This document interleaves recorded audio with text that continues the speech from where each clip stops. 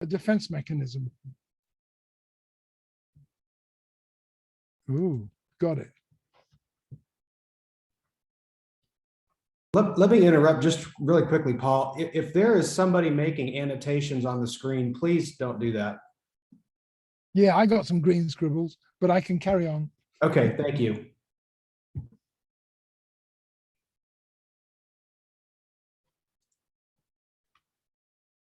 So I talked about universalism, purism, and now instrumentalism. And this particularly applies to applied mathematics, because I've been focusing primarily on pure mathematics.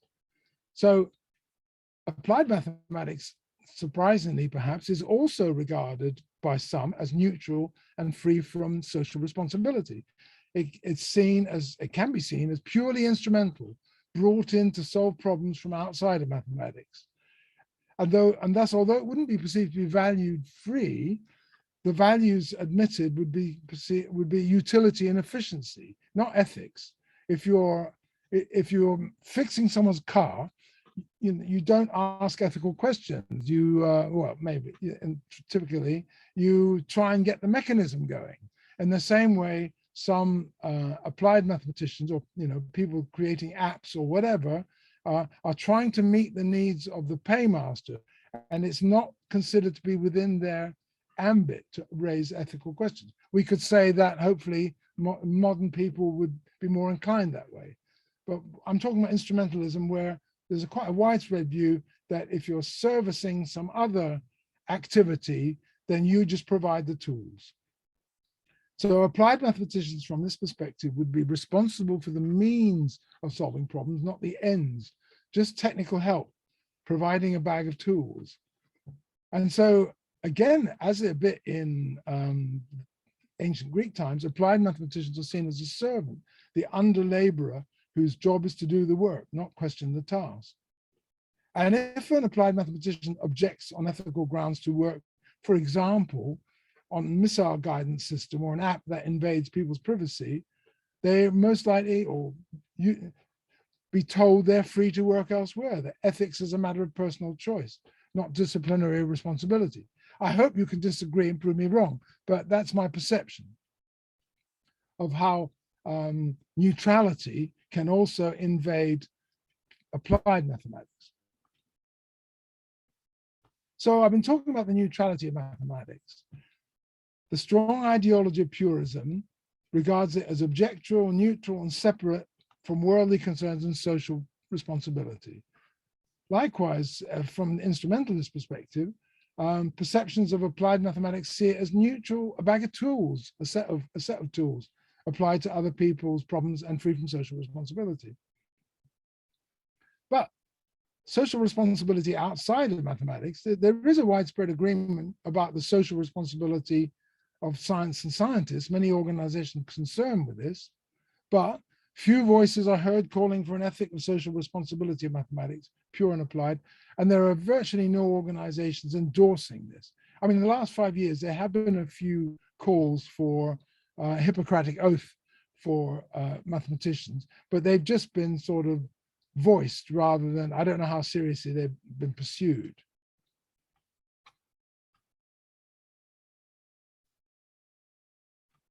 But at the same time, we've seen through my lifetime huge mathematization of society and issues of ethics.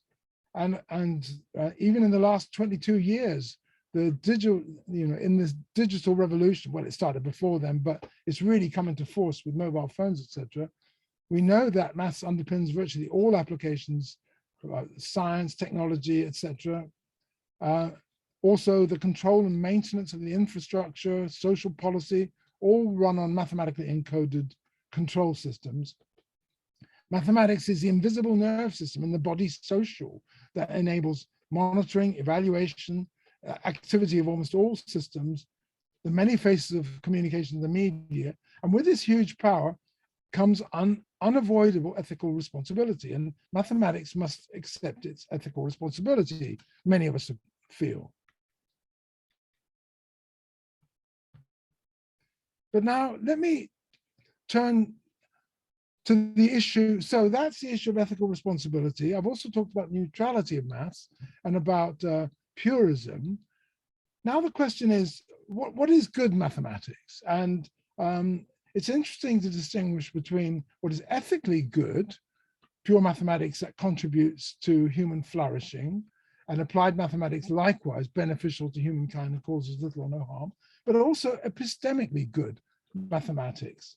This would be maths that's purely expressed, well justified, conforms to epistemic standards, and applications correct and rigorously formulated, providing good explanatory models or accurately predicting outcomes.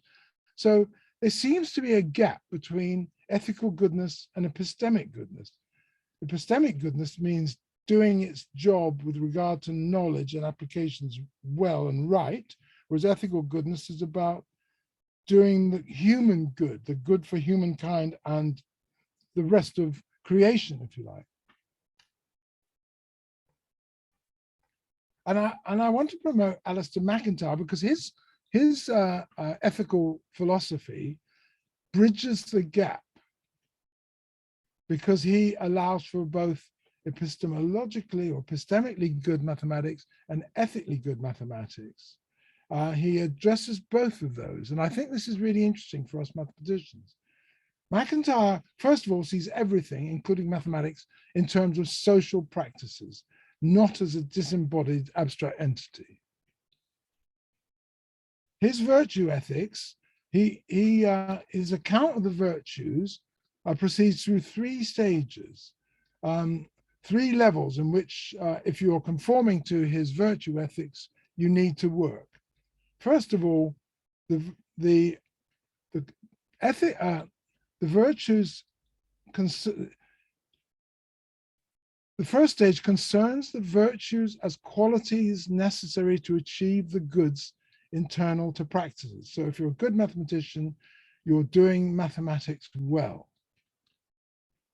But then he also considers the virtues as contributing to the qualities of the good of a whole life. Now we move into ethics. So a mathematician may be a good technical mathematician, but has to have a life narrative, if you like, that sees it in ethical terms. And the third level of responsibility, we need to acknowledge that we all work within ongoing ethical social traditions with their own ethical and epistemic values. This is a way of trying not to put one civilization above all others, saying there are multiple ongoing social traditions, and our job as located in whichever one we are is to further that, keep it going, develop it. It's not static. At the same time as we're doing the best work we can as mathematicians and also living good lives. So that's quite a complex, multi-level view of ethics, the virtues leading to a good life. And I think this is a way of accommodating both the quality, keeping mathematics pure, but being aware of its applications, being good at the mathematics within the community of mathematicians. So McIntyre sees mathematics as a social practice, and the internal goods of a social practice are what is achieved in pursuing the goals of that practice. And what is only achievable through that practice, those goals can only be achieved through that practice.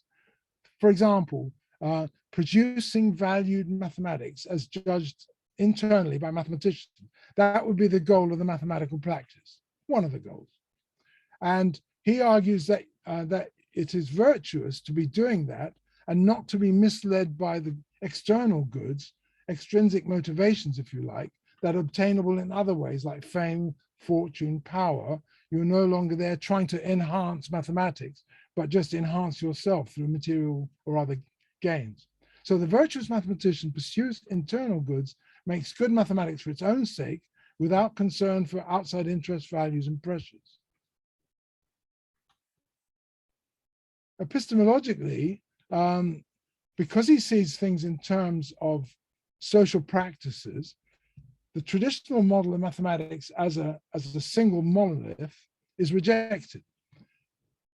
Both in terms of knowledge, this absolutist representation of mathematics as a single skyscraper, complex theories, the successive stories built on unshakable logical foundations of axioms and logic. We know that model fails for technical reasons, Gödel and other theorems, limitations of the relationship between truth and proof, that incompleteness, etc. But this model also fails socially. Mathematics isn't just a theoretical pillar of complex theories building up and up and up. So another model, an alternative representation, which works, I want to claim, both epistemically and socially, to look at the practices of mathematics as a dynamic modern city, where you have all sorts of different kinds of practices, all cohabiting, and you have multiple skyscrapers built and demolished. These are formal theories that come and go. Academic centers representing different branches of research mathematics, business districts, or business district, where applications of mathematics, actuarial and accountancy mathematics are practiced and developed. Computers and the internet throughout the city, computer-based mathematics permeates all of our academic practices.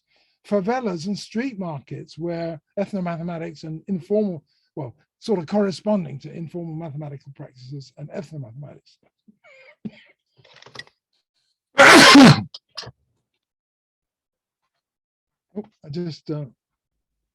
Yeah. And lastly, schools,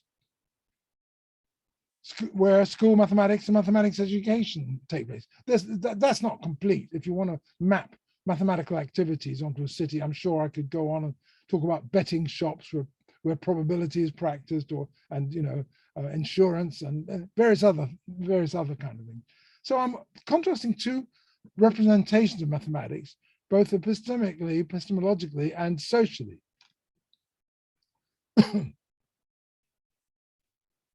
Now, looking at MacIntyre's ethics, and he endorses mathematics as made up of all these different coexisting practices, rather than as a single logical monolith, we have these three levels. Virtuous mathematicians should pursue the internal goods of maths for its own sake, as judged good by mathematicians themselves.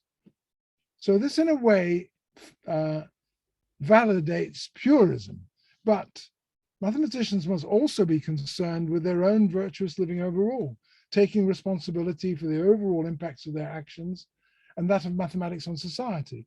In other words, you might do the best mathematics you can, but you also have a responsibility as a human being to consider the impacts of what you're doing. And then mathematicians, like everyone, live within a social cultural tradition and have a duty to maintain, renew, and develop this tradition, including our shared values, both ethical and epistemic. So I like this model of virtue ethics, and I thought it was a way, could be applied fruitfully to mathematics as a way of solving this problem of wanting to maintain the independence of mathematicians, but also bring in the ethics of mathematics.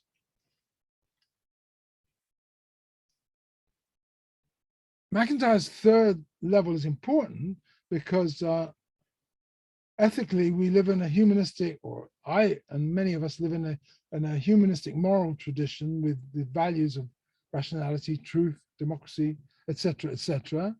But we also, as mathematicians, live in an epistemic tradition, which, while conserving many elements of that tradition, is also growing. And we share a duty to maintain, renew, and develop this tradition, this overall tradition, humanistic tradition with both its ethical and epistemic dimensions. And of course, as I've said, this tradition cannot and should not remain static. Our virtues and values evolve. Things, as we become more aware, as we add to knowledge of these things.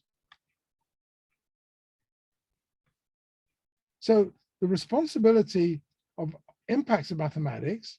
So I'm claiming that he squares the circle. Mathematicians on level 1 can pursue mathematics for its own sake to the best of their abilities. But on level 2, they need to have a concern for the impact of mathematics on society. mathematicians, like all humans, are ethical beings, need to take responsibility for the impact of mathematics on society. So I'd be interested to hear or your thoughts about whether this does succeed in squaring the circle. So that was part one of my talk, looking at the ethics of mathematics on its own and not yet going into, except just touching on it, the impact of mathematics in society, the ethics of the social application of mathematics, the kind of things that are relevant, most relevant to level 2 in what I just described in McIntyre's theory. So we know mathematics has a huge positive impact. Just so that people don't think I'm having a downer on mathematics and I want to bite the hand that feeds me. I want to condemn this wonderful discipline that we're all in love with, but need to put it in its place, need to see it for what it is. So I won't take you through all. You could make a list 5 times bigger of all the wonderful things that and all the useful things that mathematics supports in our lives.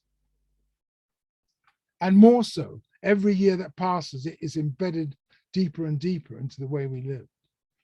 But there are, at the same time, and increasingly, I suppose, as mathematics penetration becomes deeper and deeper, ethical problems of mathematics in society.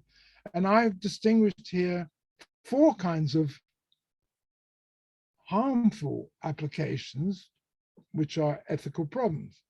And this is not an exhaustive list. These are just the things I've come up with. And if people can add to those, and it can of course be reconceptualized differently, but I find these 4 headings enable me to focus on different ethical problems.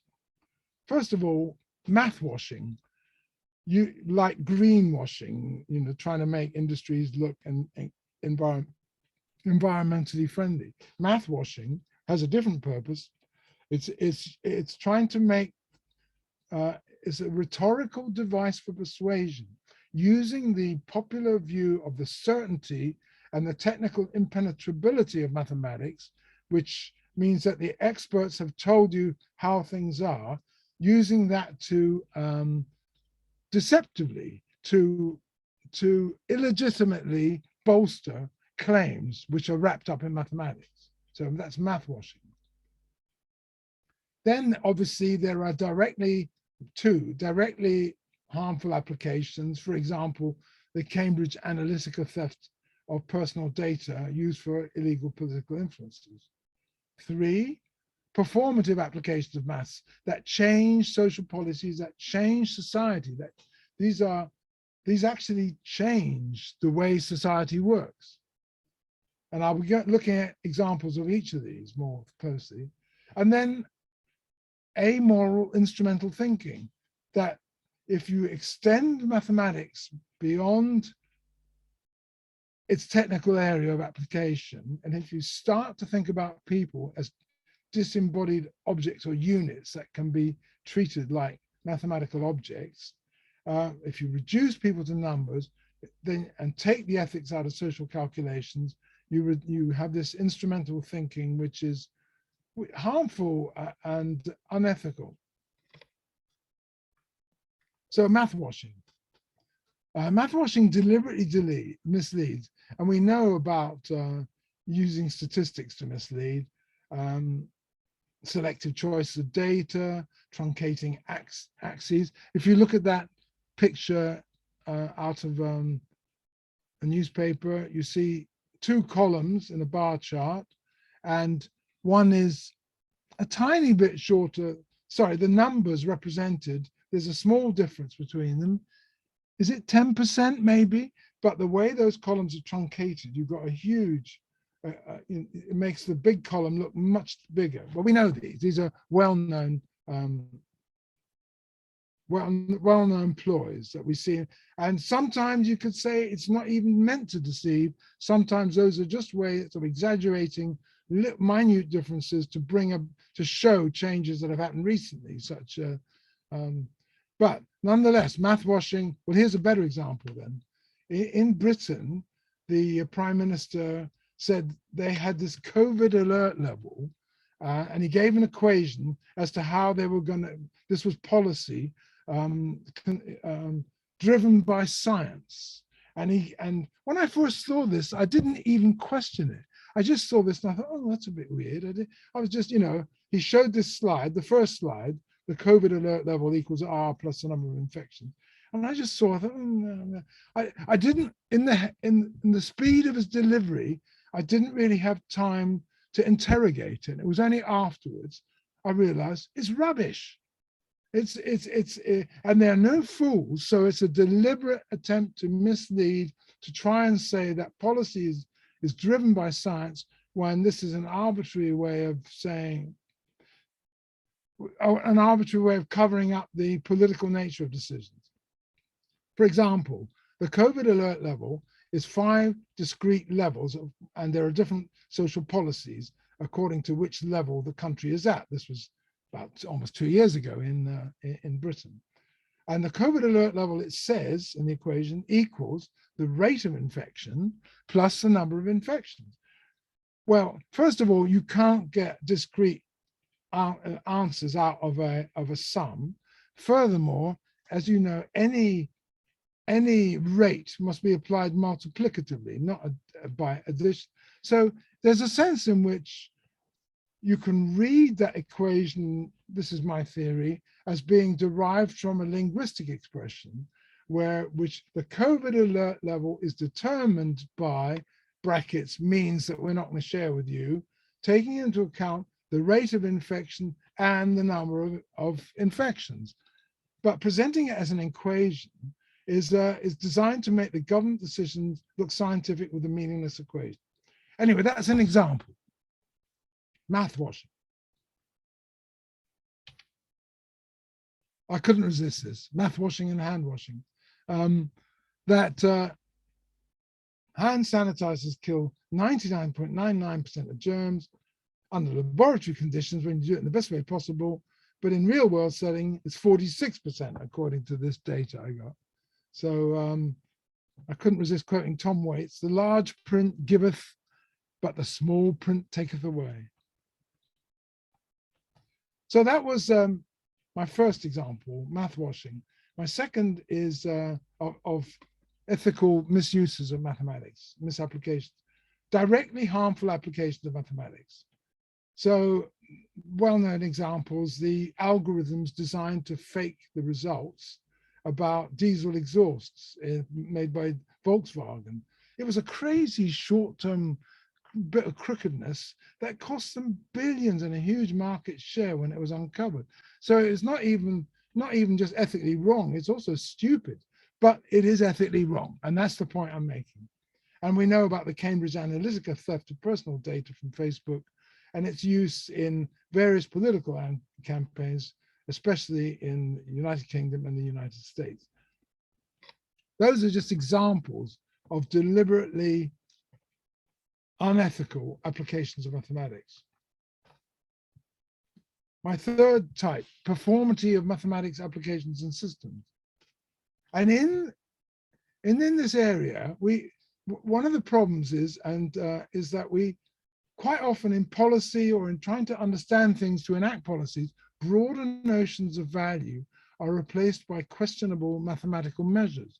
And we see a lot of this in education, universities valued by their ranking scores. And if you look at university ranking scores in this country, and they're published by papers like the Times, the silly thing is that they add up these different things, like they add up the proportion of the students who get a job after graduating, plus the proportion of the research rating of the staff, about 10 different measures, add them all up, get a percentage and say, right, your university's scored 87.8, which is better than another university which scored 87.7 because of some arbitrary combination of these factors. So, and that becomes performative because then the universities that are highly rated get more students, get more funding. So you get a snowball effect. So universities that come out lower, according to such often arbitrary ratings, will lose students, will get less overseas students, bringing lots of money in. That's just one example. So many public and privatized services are judged by success on targets. The whole country's education systems are judged by TIMSS, PISA scores. Home care visits are judged by allocated time and meeting targets. These are a substitute for caring. You get a 15-minute visit from a carer. Well, there's not even time to make a cup of tea. So mathematizing social provision means that professional care is replaced by box ticking and meeting targets. And this, I claim, inevitably degrades the quality of service. There is a law in education or in social science framed by Campbell. The more any quantitative social indicator is used for social decision-making, the more subject it will be to corruption pressures, and the more apt it will be to distort and corrupt the very social processes it's intended to monitor. This is what I mean by performativity, where these measures change that which they're measuring. A great researcher into the way mathematics is used in society is Donald Mackenzie, and his book, he's talking about the financial markets, how financial markets shape markets, and he called it an engine, not a camera. In other words, the mathematical systems are engines that drive the markets, that change the markets, rather than just a camera that takes a picture as it is and leaves it unchanged. So he identifies the performative work of mathematics. And well known in the media was the so-called the Gaussian copula, was called the formula that killed Wall Street, because it helped precipitate the global market crash. And this copula, this formula, triggered the sell-offs of all sorts of shares and things. I believe that's how it worked. And so slightly problematic issues were turned into catastrophes. It was performative. And this performativity relies on our tendency to attribute objectivity to algorithm-based decisions. So there was a sort of a British joke, a comedy series. I want to, but the computer says no.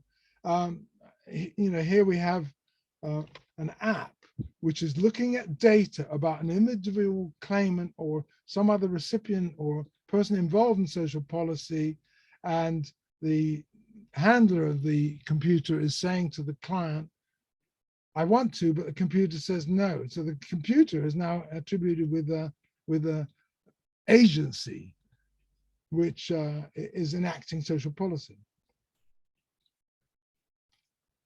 So I probably said enough about this. And here's a well-known example was apps used to predict the risk of reoffending. And this, in the well-known example, this juvenile delinquent was rated as an 8, whereas this person who actually had a record of being a career criminal was regarded as a low-risk person of 3. And the main factor that fed into these was the areas they lived in.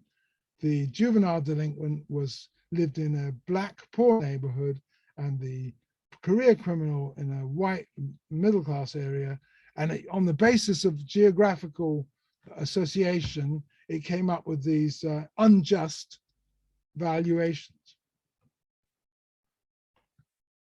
So my fourth area was to do with mathematization, the way we see people. So seeing the world mathematically, which replaces the beautiful complexity of nature and the human world with simplified models. Actually, I've just showed that in the performativity.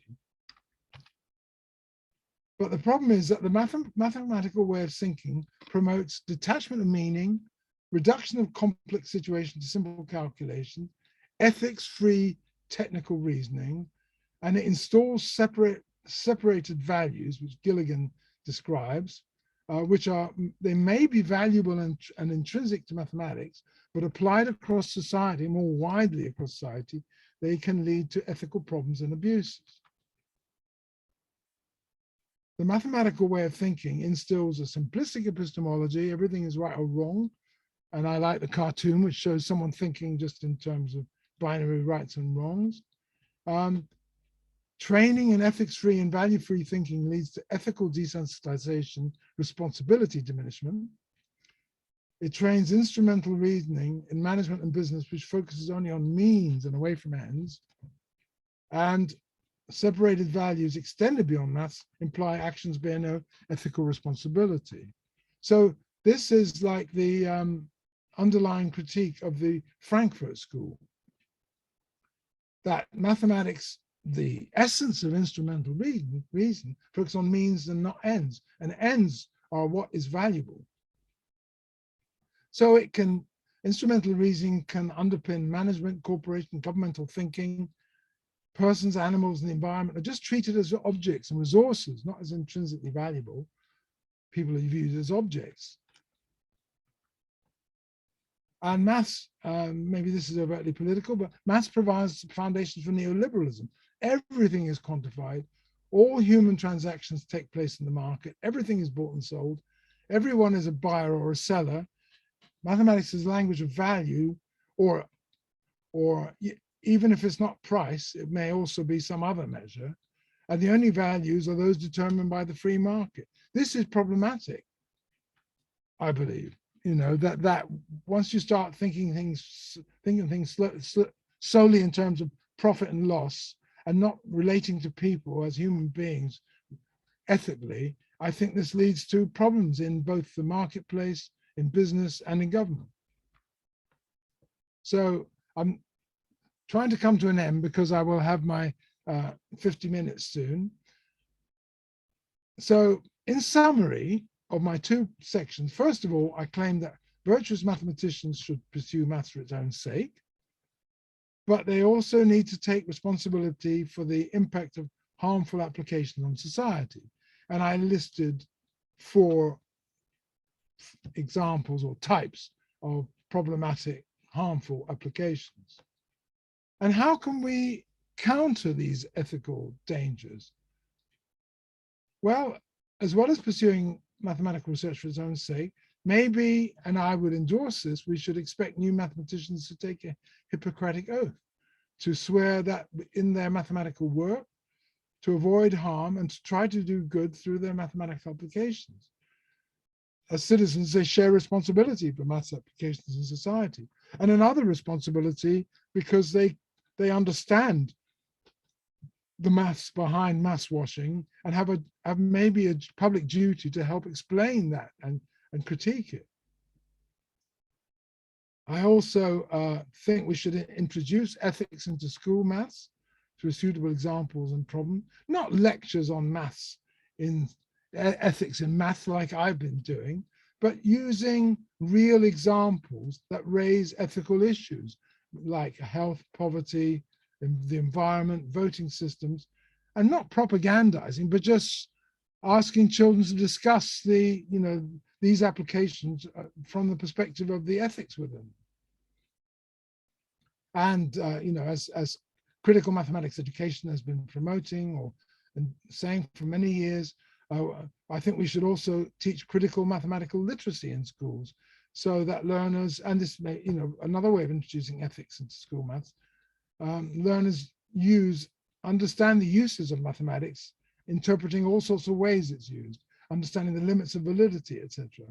And I think mathematicians also should have ethics in their maths courses alongside the math studies at university. Cambridge is leading in this respect with its ethics in mathematics courses. And that is the end of my talk.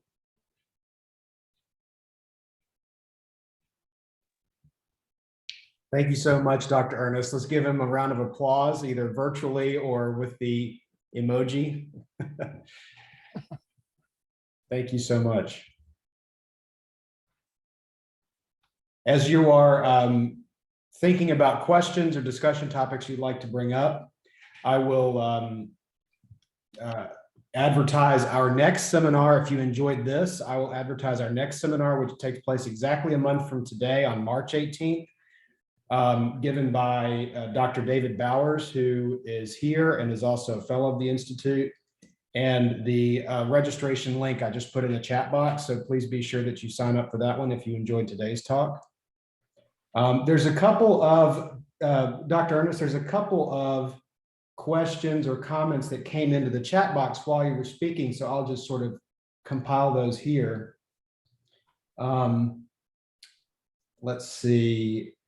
Delene Swanson asks, does it also support conservatism and militarization and not just neoliberalism?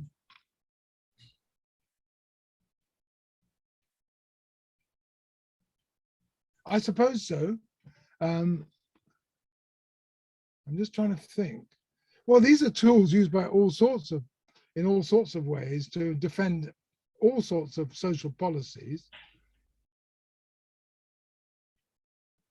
And by talking about neoliberalism, I wasn't just talking about the market, but also the neoliberal outlook that pervades so much of social policy, which but it's an interesting question. To what extent is neoliberalism and conservative political outlooks are interdependent and interdefinable? I don't know. I mean, that's an interesting question. You see, I don't want to be. I believe in balance. So although I tend to be on the left, I want to also legitimate positions on the right.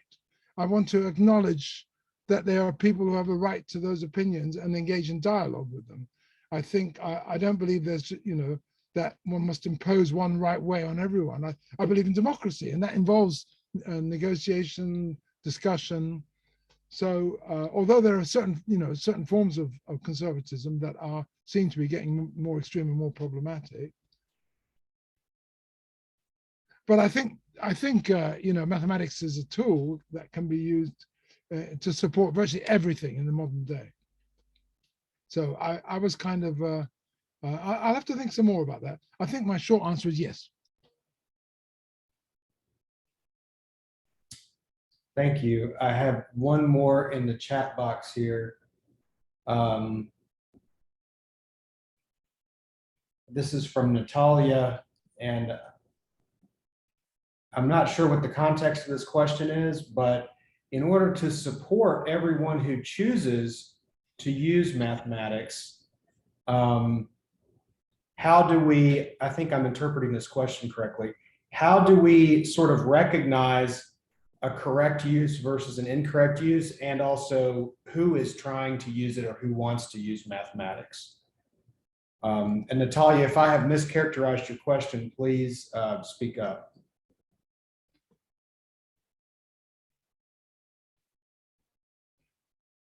Well, I would want to, I think, keep the notion of correct and incorrect within the educational context, where we're trying to cover some preset way of seeing things. I'm not sure about correct and incorrect in society, because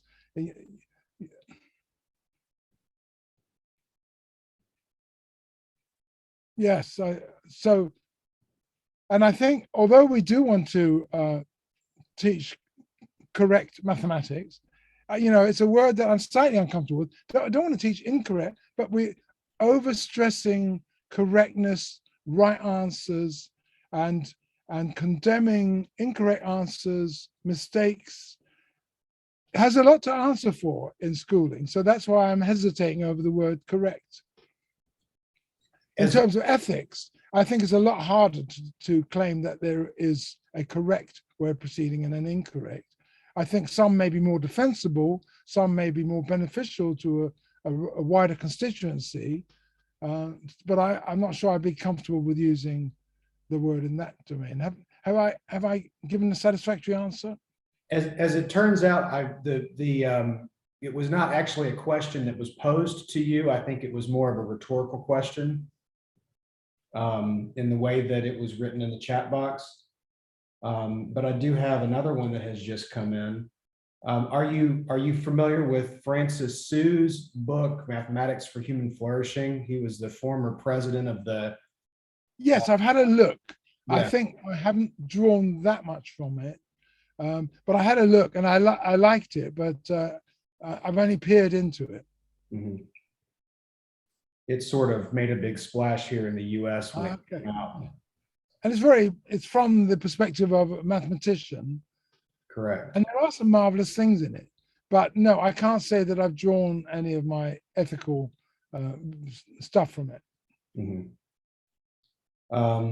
How do you think that, so the points that you're making in your talk today, how do you think that math educators can reflect on these issues in terms of curriculum and textbooks and the tools of the daily work of math educators? Well, I suppose the direct part of my answer I gave already, which was trying to incorporate ethical discussions into the classroom mathematics at all levels. Primary, secondary, elementary, high school, and college, or primary, secondary, and university, as we call it over here.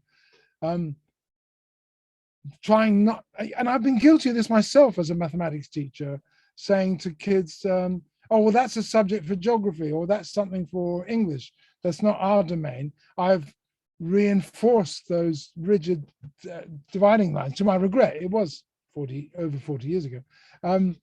But I think we need to try and break down those divisions between subjects, which also keep ethics out of the mathematics classroom. I'm sure a lot of teachers do this already. So that's part of it. That's all I can think of right now. Do you think that there are any concrete policy shifts that would enable more ethical implementation in school mathematics? Anything come to mind? Well, I think making much bigger splash about critical thinking, critical literacy, critical mathematical literacy, as because this is actually a hot potato. Very few governments want to raise a bunch of kids to challenge the status quo, to question. I know this as a parent. I raised my daughters to be independent, autonomous, challenging. And who do you think they challenged the most? Whose opinions and edicts were under scrutiny, and mine or ours? But nonetheless, I think empowering kids to, but to believe that they have first of all, a voice, and that they have the means to make judgments, and not saying, oh, only experts can tell. So I think many would regard that as a general goal of education, even without having brought up the misapplication of maths, that we want critical thinkers who can be full democratic members of a democratic society and help choose governments, and complain about social policy they don't like, and try and make the world a better place. And I think mathematics has a special role in that, because of things like math washing and the way maths is used in these abusive ways that I highlighted. So getting kids to discuss, linking maths to real examples, letting them, I often found that rather than trying to impose my own views, even sometimes saying wrong things to them. Training teachers, I found that when I said to them, ask them to debate whether boys and, if boys are better than better at maths than girls. This was some while ago. Or if my point was that girls are just as good at maths as boys, there wasn't that much interest. But when I got them to debate, boys are better than maths and girls, they got really het up, got really engaged in it. So, that sometimes you do better to open their eyes and their minds by letting them come to it, rather than trying to impose, correct ways. Again, I'm uneasy with using those kind of words. So yes, I've rambled a bit, but in other words, critical thinking, etc., in schooling. What do you think? This is the last question I have in the chat box before I'll open it up to the floor here. But are there any, in terms of bringing in the ethics, and critical thinking into school mathematics, do you think that there are any courses that are more important in schools beyond algebra? Or, at least here in the US context, there is sort of this death drive towards high achieving mathematics and even graduating high school with several college credits in mathematics before you start your undergraduate. And so there's this sort of like death drive for all of the, this like more math, more math, more math, more math. And it's just sort of, takes over the whole field here. Do you think that there are any subjects in school now, this is sort of beyond algebra, that really are the most important? Or do you think that some of that push for content would be better served to be replaced by things like critical literacy and ethics? Now, I'm not so familiar with the way America structures the curriculum. I know it does it in these blocks that are different. In Britain, it's kind of different. We mix it all up as we go, which has got its own problems. And I don't think that you should try. I think most curricula are overloaded. So I'll say that. But I'm not saying take out a quarter of the curriculum and put in ethics. I think it can come in incidentally and through examples and through discussion. One needs to make room for that. And it's not all about just mastering the next technique and whizzing on through the problems. I think discussion in many ways is a valuable adjunct to learning mathematics, very valuable. One of the best maths lessons I ever saw was in China about 3 years ago, and with 9-year-olds. And the teacher managed to organize the group, the children, so that they came up with alternative solutions to a problem. She had then very cleverly chosen 4 of them to come and present their work on the board in the sequence of the weakest to the strongest.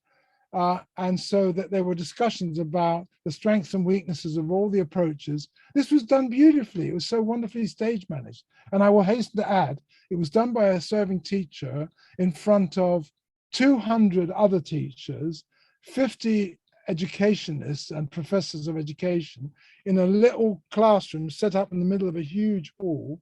And she still managed to swing it, and it was beautiful. So the idea of getting discussion rather than just content it depends at what level, but I mean, we're into issues of pedagogy here. I can't lay down the law. What I can say is that after my many years in maths education, I'm less certain now about the best way to teach mathematics than I was early on, because there are so many ways, some work. And do you think, in terms of critical literacy of mathematics, do you think that there are certain mathematics, like branches of mathematics, that are more important for general society to understand? Well, there are some that are easy, if you're looking at graphs and stuff, it's quite easy to bring things in there. If you're looking at data collection, statistical things, again, the kind of data you're choosing. But I think that with a bit of ingenuity, there's stuff, one can find appropriate things in all areas of mathematics, whether it be algebraic equations, or geometry projects, depending on whether you're trying to optimize materials and making 3-dimensional shapes, so I think and Ulrich Moses showed that at university mathematics, in his book, Towards a Philosophy of Critical Mathematics Education, how you can discuss big projects like building that bridge from Denmark to Sweden, with all the kind of things involved. So I think one can find examples at all levels. So no, I don't think I can say that there are elements of the curriculum that should be sidelined because we have a social mission. I think we can, if we put our minds to it, whatever we've decided, and it's not within our gift, it should be the content of the curriculum. I think we can work with it. Thank you for all of those thoughts. Since I've gotten through all the comments in the chat box, I'll now open up the floor for anybody who'd like to speak up and direct a question either at Dr. Ernest or to the group. So let me just say, oh, yes, I won't answer unless I'm specifically asked, so that you guys can talk to each other. That sounds great. Thank you. Please unmute yourselves if you have a question to ask.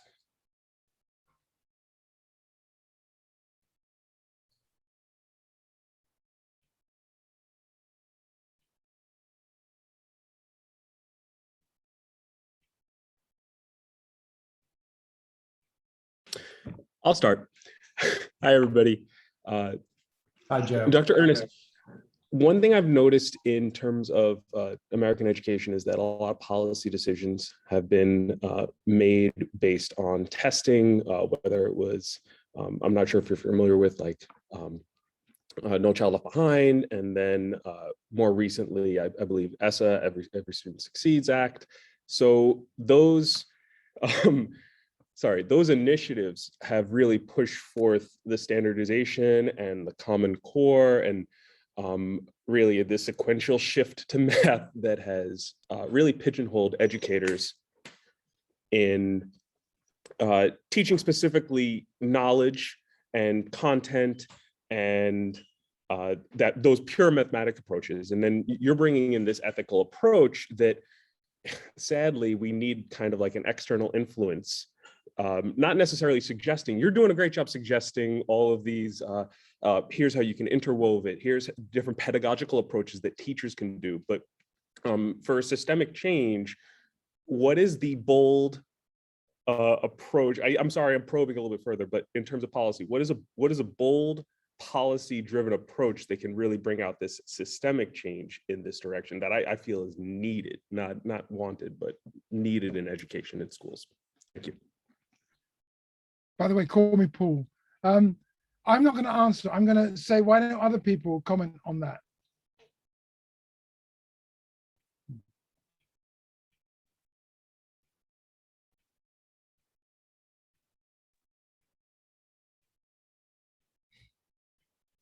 I'll offer the first thought. Well, other people may be coming up with thoughts, but so I work in secondary teacher licensure, so high school teacher licensure and middle school teacher licensure. And everything that is needed to get a teaching license, at least here in the state of Virginia, which is in the US, and we have a separate, like we don't use Common Core here. We're one of 3 states that don't. We have an older system that we still use that's independent. But all of the requirements for new teachers who are seeking licensure are related to content and pedagogy. And there's one standard out of 10 that covers like ethical, like professional practice and ethical items. I can't remember the exact wording, but it's like one standard out of 10. And they lump all of this stuff together in one. It's ethics, professional development, leadership, things, all of that kind of together. And so, but sadly, when teachers then get jobs and begin teaching, all of their teaching work has to be, lesson plans have to be submitted a year in advance, like for the whole school year. The principal, or maybe not the whole year, but it's a semester in advance, and different principals do it different ways. But all of the lesson plans have to be directly aligned with a content goal in the curriculum document, which we call SOL, which I find to be a really funny acronym that we use, Standard of Learning. But it really does leave you as a teacher, it leaves you SOL in terms of innovating anything else or doing anything outside of that framework. And if you're not aligning a lesson directly to an SOL standard, then it won't be approved. And so despite teaching this as like a lifestyle or disposition, if you will, this ethical practice in the teacher preparation program, when you get hired and when you're actually doing the labor of teaching, none of that is part of that. It's just sort of this assumed thing that you're going to be an ethical teacher, but then that doesn't imply any sort of ethical content in your teaching or any consideration of ethics or things like that. So in my context, that's the answer to Joe's question. So we really just need to have politicians who will rewrite these standards in the Department of Education. And at least here in this state, they don't seem to be interested in doing that. They just seem to be interested in creating hyper classes of students between the rich schools and the poor schools. So. Can I speak to that for just a moment? I want to, one thing that I've been challenging myself to do in my own similar work to yours, Alex, I'm in Kansas at Wichita State University, is to look at what the requirements are and think about how I can, within the letter of the law, move the spirit of the law. And so within content, my students, also secondary, are required to take 7 credits of what's called math applications. Now, these are chemistry, physics, this notion of like that same thing that Paul's saying, that highest math possible, fastest, blah, blah, blah, right? Yes, creative insubordination is what I'm describing and trying not to call that.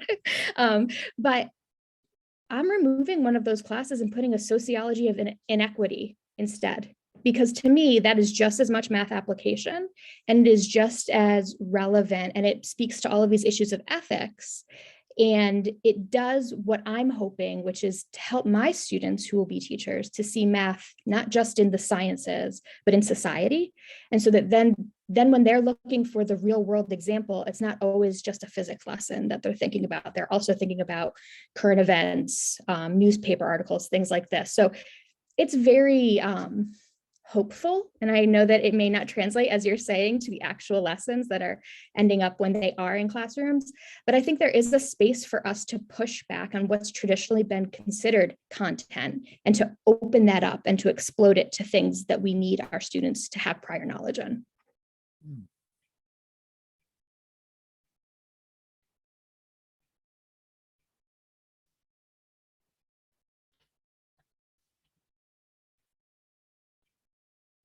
Thank you, Dr. Niehaus. I hope I said that correctly. And or Niehaus, if I remember my German from high school well enough. Other comments on this topic?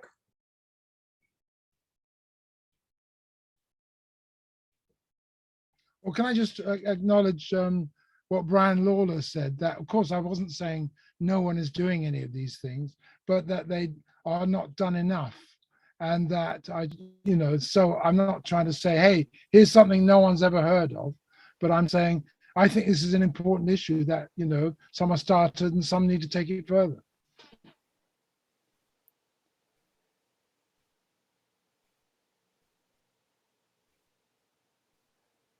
Can I sort of add a comment? I'm always beating the drum for folks to read some of Robert Brandam's work.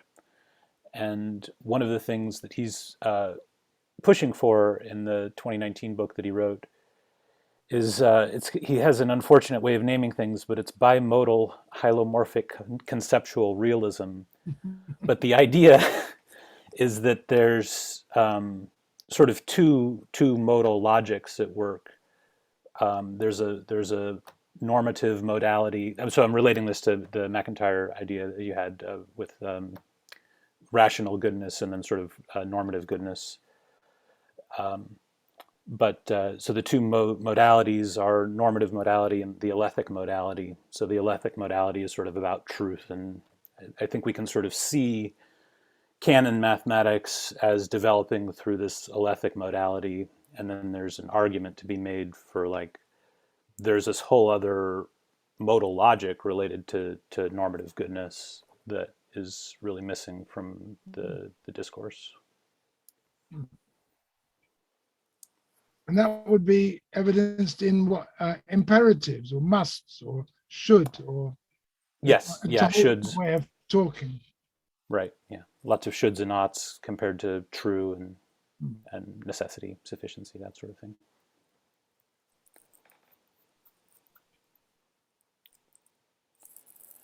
But one of the things I think that policy-wise, or well, one of the big inhibitions is this idea of axiomatic parsimony, right? That what counts as mathematics is sort of the minimal set of rules, right? And so then it's like we're left in this position of trying to inject ethics back into mathematics, and there's a resistance that says no, we should be parsimonious. I don't have any idea how to relieve us of that burden of trying to be short on our words when we need to be. That's more an communicative. interesting thought. I've just been writing today about different developmental sequences in the formation of mathematical objects, both societal, cultural, individual, but also foundational. And that, and that there's a kind of mapping of foundational. When you talk about theories from a foundational perspective, you get a quasi-time, a logical, that's an analog of time, but it's not real time. And you start with simple and things get more complex. But I'm sorry, I'm moving away from, and by the way, I like Brandom, I like his inferentialism, which I think the notion that mathematical terms, mathematical expressions, their meaning is in their uses, in their logical connections with other, things that lead to them and lead from them. And we often use that in mathematics education because we use examples to teach. Show structures with examples, and in a sense those are logically tied in that kind of way with the concepts we're trying to communicate.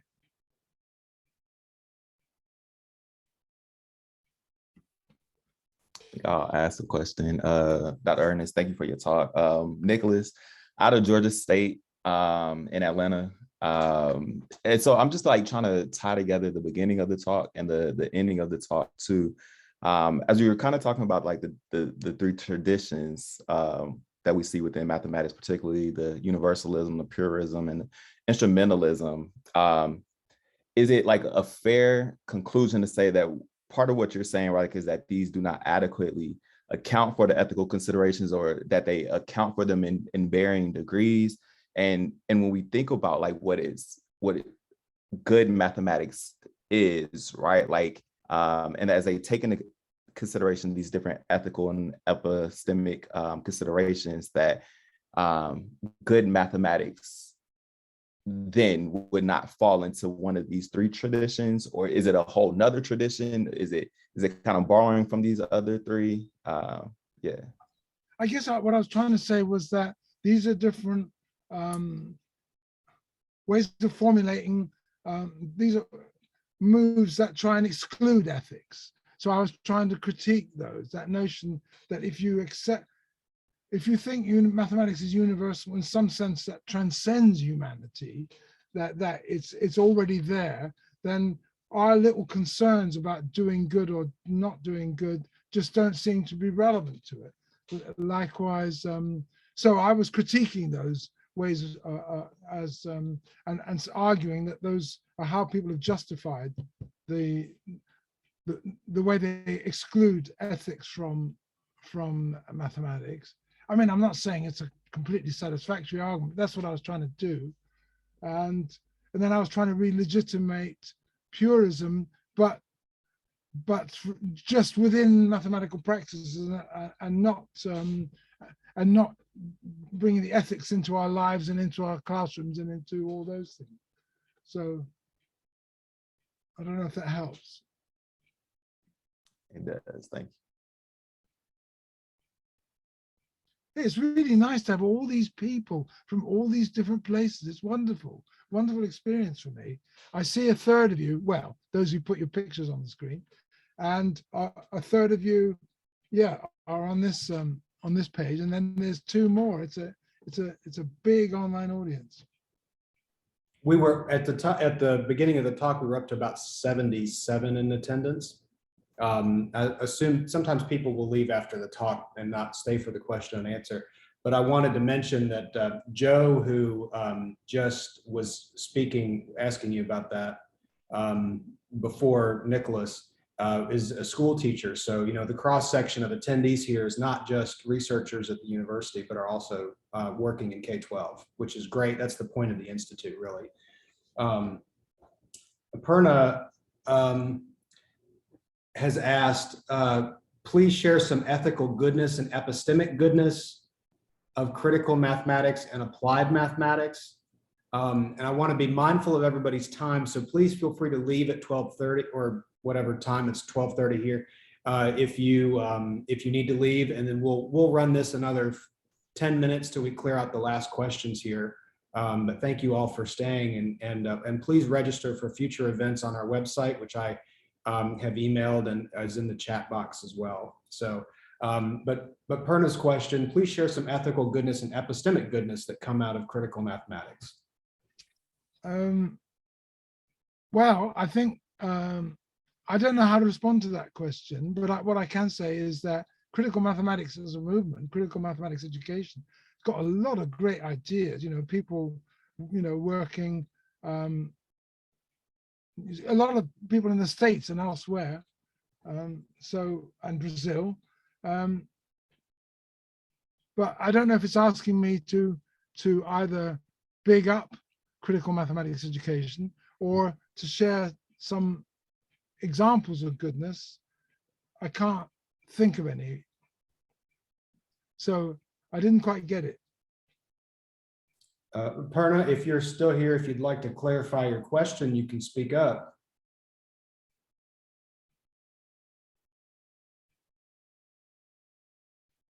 Okay. Yes. Oh, hi, yes. Yeah, hello, Dr. Paul. My doubt was this ethical goodness and epistemic goodness about critical mathematics, and also the same for applied mathematics. Well, I would like to know the ethical goodness and the other one, epistemic goodness. If you know, you can please share. Otherwise, also you can give some examples of critical mathematics and some non-examples of critical mathematics. That will be fine for me. Thank you. Okay, well, I was distinguishing epistemic and ethical goodness in the sense that epistemic goodness was like doing good mathematics, you know, striving for the goals within mathematics. And that could be solving a mathematical problem, proving a theorem, you know, writing a nice way of, well, a nice exposition. And the ethical goodness would be not necessarily is outside of developing new mathematical ideas, but it's how they're applied, how one lives one's life, and the role for a mathematician or one of us mathematics professionals, how you apply that, in, you know, or how you are concerned with the bigger issues. I think I've noticed this in academia, that some people see themselves as technical specialists who just work on one tiny little subject, and others see their responsibilities as being sort of public intellectuals, maybe not speaking up so much as public intellectuals, but taking a broader view about the place of the role of their specialism, the impact, the broader impacts, and the bigger questions. And I think that is, you know, that's where ethical goodness, or seeking to promote ethical goodness, comes in. Not a wonderful answer, but an attempt. Thank you. Thank you, sir. I'm seeing lots of wonderful messages. And you've got a couple here. Yeah, What do you think about the global historical development of elementary mathematics? Do people need to know more about that in order to be sort of more invested in an ethical position? I think so. I think knowing why things were invented, knowing what problems things were solved, looking at the problem basis of mathematics, and I don't just mean internal problems. I mean, something I've been trying to pin down or promote is the notion that arithmetic isn't just something there in the universe. Written arithmetic, as we know it, with numeration systems, all that, was invented for the purposes of tax, tribute, trade. That you know, that the very idea that you chop up your world of experience into units that you can number and count is to serve a particular purpose, which is those early civilizations and later civilizations that wanted to do those things, trade. You need an invariant arithmetic so that when you're sending a whole bunch of goods or taking a whole bunch of tax, what you take and what arrives are the same, or at least you have a technology that records that invariance of the stuff. So I don't see invariance in arithmetic as being something God-given or that came out of the universe. I think it's human needs, that human wants about a reliable way of keeping the matter constant, that matter that is of value, the stuff in trade and tribute and tax. I think that's the origin of arithmetic.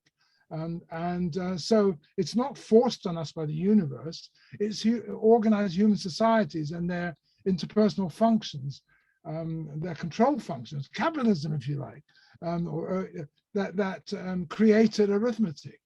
I don't believe the story that the caveman walked out, or person walked out of their cave and needed to count his sheep. You don't need to count your sheep, not if number and recording hasn't been invented yet. You wouldn't invent it for that purpose. You recognize them, And anyway, people who lived in caves didn't probably have sheep, it was a different kind of life. But that's what you get sometimes in children's books. Well, cave persons needed to count their sheep or their axes or whatever, and so they invented numbers. That's a complete fictional origin. Yes, I think looking at the historical development of mathematics really adds a lot of meaning and also locates it in context. Thank you. I've got one last question here, and I think that'll close it out for today. This is from Danny. I've been thinking about math as discovered, created, or something else, and I wonder how this discussion fits in with your thoughts, Paul, on ethics. Well, if you see, I was promoting McIntyre's view of mathematics as a social practice. It's hard to reconcile mathematics as a social practice with the notion, am I wrong here? I'm just thinking as I speak, with the notion that maths pre-exists. I suppose you could have Platonism and see maths as social practices. It's just that those practices are uncovering these truths of the universe. But I'm inclined to see maths as invented, and I think that allows more opportunity for putting ethical issues in, because if it's something human beings have done, well, everything human beings have done is ethical. There are ethical dimensions. So it's easier to bring ethics in if you see maths as invented. But on the other hand, many people who see maths as discovered also believe in the actually it's independent. You can be Platonist, you can believe that mathematics is discovered and still be concerned with its ethical applications. So I think it should work for everyone. As for the third alternative, invented, discovered, or what, I'm not sure what the what is. It's something else, just something outside of that binary. Yeah, well, I'd love to hear a suggestion.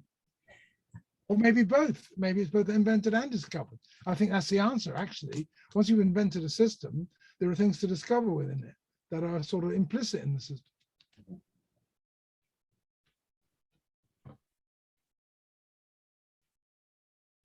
Any thoughts on that topic? Gizem says a little bit of both. A lot of other animals have arithmetic capacities, so there's probably some innate or built-in part of it, but a lot of the edifice, what we call math, seems to be our own making. Now I want to challenge that and disagree with it, because there's lots of people, Dehen and others, who talk about mathematics as intrinsic. What they're talking about usually is the ability to recognize small geometric patterns of objects and distinguish between, say, 5 pebbles and 4 pebbles. Yes, animals can do that. Humans can do that. I'm talking about mathematics that is in the discipline of mathematics that originates with written symbolism, and the stuff that was used for taxation, was for recording, all that stuff. There is undoubtedly some quantitative language in prehistoric language, and that children can be, you show a child 2 Mickey Mouses and then you take one away, they will notice that. That doesn't mean they can do 2 minus 1 equals 1. So I'm not so keen on that notion of a perception of elementary numerosity through geometrical presentation, I don't really call that mathematical, although it's something we can exploit. When you look at a die and see the 5 dots, you can read that very quickly as a representation of 5. And maybe, so yeah, I want to challenge that. And I know it's beloved of the cognitive scientists that we've got these intrinsic mathematical powers. Well, obviously we must have something, but I don't call that mathematics or elementary numerosity. JF has his hand up. JF, would you like to speak? Well, I just wanted to offer a reaction to this question of the alternative, right? If it's not discovered or created. And I think one way to go around it is to realize that when you ask this question, you kind of still frame things as mathematics being one thing. There is the mathematics and it's everything in there, right? And we can turn this around. And if we question that, if we open the door to say, maybe there are different kinds of mathematics and maybe some are like this and some are like that. And if we take more into account the actual practice of doing mathematics, if it's something that we do, then that might be a different way to answer that, or to think about it. I like that.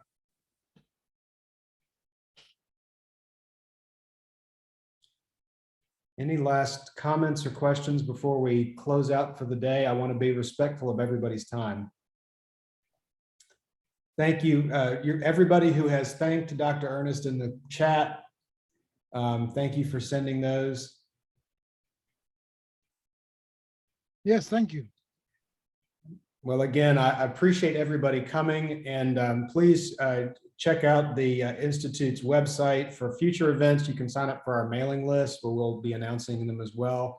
And I just want to— May I interrupt you just to make one announcement of my own? Yes, just sir. to say that I edit a journal called the Philosophy of Mathematics Education Journal online. You've only got to put my name, you try and remember the name of that journal, or put Paul Ernest in and it will come up. And contributions are welcome, but I'm not competing with you, Alexander. I think we cover two complementary sectors of the field, and I'm glad that we both exist. I'm glad both of the journals exist for sure. We definitely have a dialogue going with each other in our work. So thank you so much for your time today, Paul, and thank you for all of your all the thoughts and ideas that you've offered us. Definitely leaves me with something to think about for the weekend. And thank you to everybody who's come and who attended and who enjoyed it. Thanks for the privilege. All right. Well, thank you all, and have a good rest of your day.